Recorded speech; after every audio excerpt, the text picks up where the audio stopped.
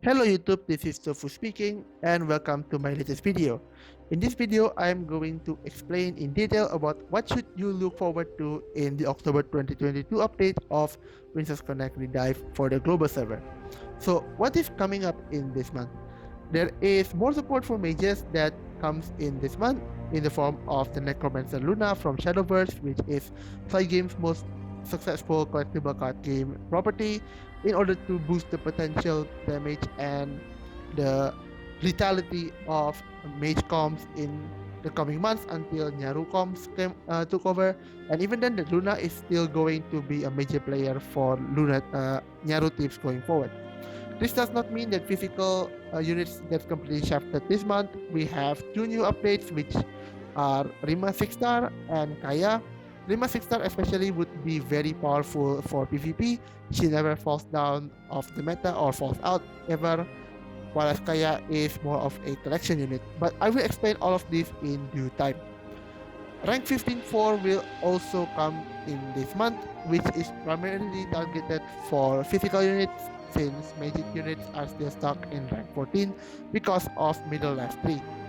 Because of this, the cost of ranking up a unit is significantly reduced, especially for endgame players, and also it would lead for a smoother, much more efficient time battle preparation experience.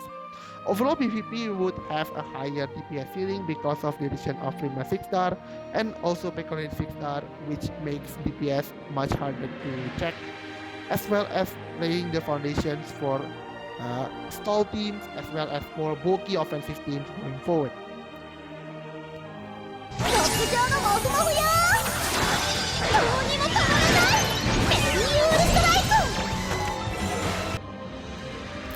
So, what is the 6 star for this month? And the answer is Rima. Of course, Rima is one of those units which I don't think that really needs a 6 star this early on. There are other units which needs the 6 star early on, such as Mahiru and Rain, which are much more powerful examples of getting a 6 star early, but I digress since Cygames decided that wait, we should have Rima 6 star first, so well, we have this. Rima 6 star is one of those units which takes full advantage of the 6 star mechanic, which are double stats and double Yumi damage. Although in the case of Rima, maybe the damage isn't so important as much as her stats, but I digress again. The 6 star increases her stats so much that in combination of the skill, her Union Burst upgraded, her unique equipment which grants the barrier upon entering a battle, as well as the 6 star herself, is allowing for Rima to actually have about a 200 to 250% increase in her physical effective HP compared to her 5 star counterpart. Her Union Burst now also has knockback and a massive physical defense buff that allows 6 star Rima to soak up much more physical punishment. This, I believe, is in direct response towards the Reno 6 star boom meta that we are currently experiencing. Rima is capable of soaking even one or even like 3 or 4 of these Corona rains. And best of all, this does not compromise on what Rima is doing best, which is coming to battle late and dragging the enemy towards her side of the team, allowing for cleavers to get more range over the what you call it again, more range over the skill ceiling, as well as being much more harder to take down. Being able to force stalemates and draws is a very powerful sign of your being a really good tank. However, she does come with some necks, on which that her magical bulk is just whatever stat buff she gets towards her 6 star stat increase, which are HP and magical defense. She doesn't get any buff from her skills for magic defense.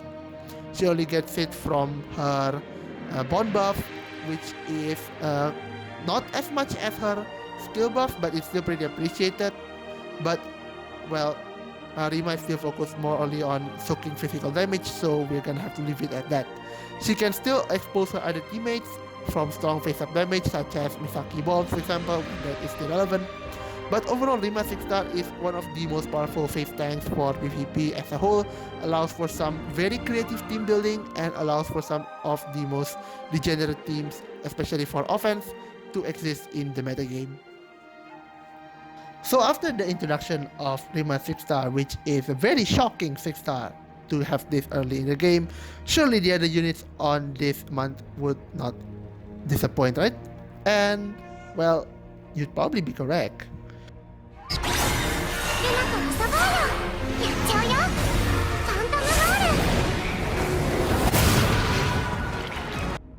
Because the first unit here is Luna. Luna is one of those collab characters from Shadowverse, which is the same game where Arisa comes from. She is a necromancer in Shadowverse, which specializes in generating skull counters to be able to activate the effects of her card type that allows those cards to generate a lot of advantage on the field, and is able to push from game from a very safe position, as well as snowballing quickly and slowly but surely from there. And in Precon, Luna basically is almost the same. Instead of skull counters, we get something called the friend counters, which effectively caps at 5 because that's the amount of friend counters that her Union Burst needs to be able to deal the maximum amount of damage. And how does she get these friend counters? She has to leech the ally's HP from the ally with the highest effective HP ratio. So the proportion of the HP that said unit has in comparison to the maximum HP of unit that it has. So for example, like there's a unit with 80% HP left and a unit with 60% HP left. Luna is going to leech from the one that has 80% HP left. All her skills consume friend counters, and it deals more damage in proportion to the amount of counters that she has. Because of this, Luna is often compared to be the Regigigas of Precon. She doesn't start actually dealing damage from the get-go, but eventually when she starts to accumulate friend counters, she will eventually break apart from her slow start and is able to ramp up a lot of damage from there. Her knack is that her skills that allows her to leech the HP from the ally with the highest proportional HP ratio is able to also crit them, so she also basically turns everyone into an area, which is the price you have to pay for using Luna. But overall, the upsides of using Luna is much higher than albeit you are not using Luna, because of how much power that Luna is able to give someone in relation to the risk and the reward that she provides. And speaking of said skill, Luna comes with her own set of behaviors, especially for leeching the skill. Let me know if you want this to be explained in detail on another video, because I swear to God, this is extremely long-winded and very complex to explain. It is also a good outlet for me to explain how does the most successful JP attack comps when Luna came out is performed, which is Luna Reno, which is a good time for me as well to explain how will Luna work in like a general sense of a vacuum.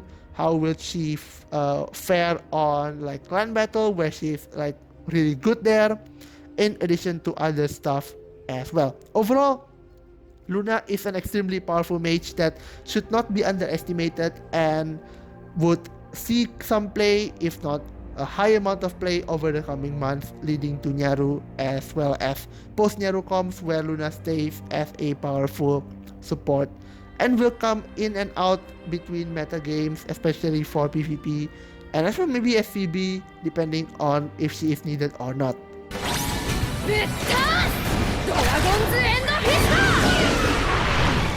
Hailing from the new Dragon's Nest Guild is Kaya, and Kaya herself has some pretty interesting kit in her skill set, which allows her to tread into a territory that no other unit at this point of time has ever tread on. So Kaya basically has this gimmick on which her entire kit revolves around her to deal massive physical damage on one target in front of her, very very hard, but then she becomes just a normal unit after the first UB activation. So her UB has a unique mechanic which deals triple the stated UB damage on the first use only.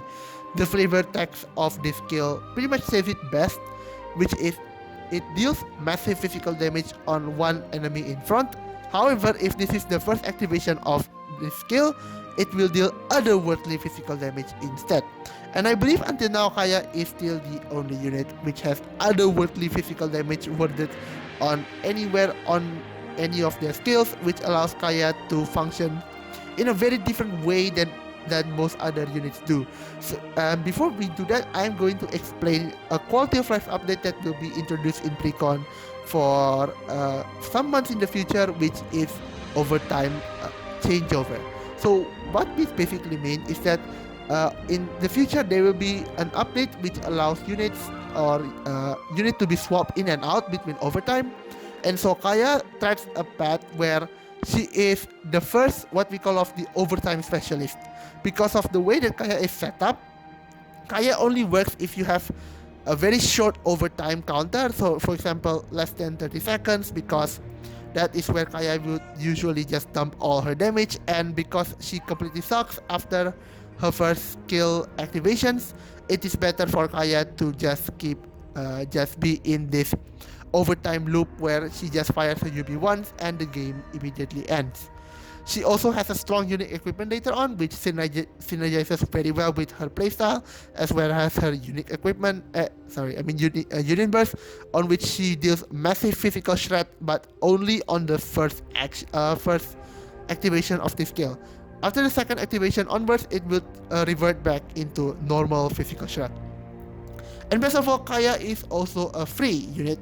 I mean, a permanent unit, not a free one. And she's a dragon. I mean, you can't get cooler than being a dragon, of course.